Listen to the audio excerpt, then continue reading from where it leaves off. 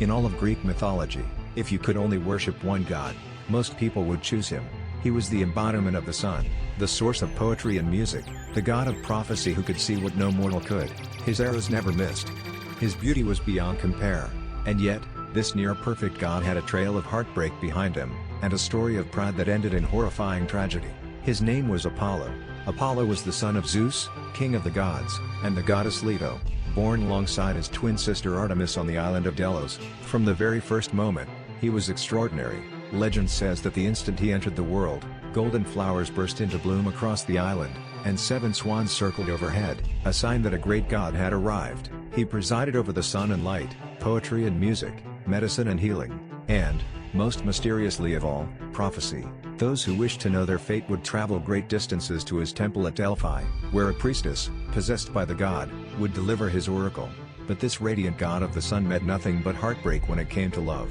He fell deeply in love with Daphne, daughter of the river god, yet Daphne felt nothing for him and fled with all her strength. Just as Apollo was about to catch her, she cried out to her father for help, and in the very instant his hand was about to touch her, her body began to change. Her skin turned to bark.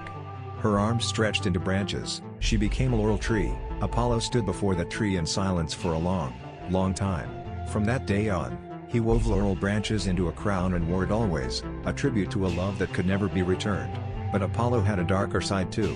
A satyr named Marsyas was a brilliant flute player, so brilliant, in fact, that he dared challenge Apollo himself to a music contest. Apollo won.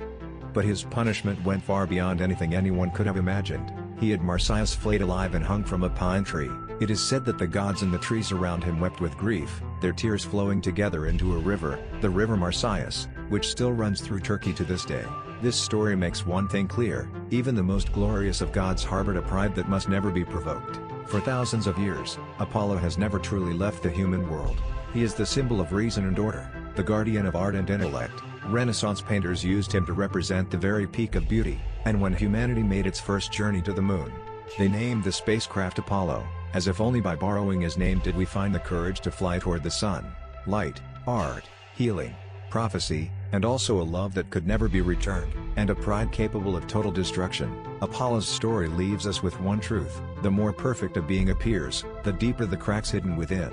Is that the limitation of gods, or a reflection of human nature?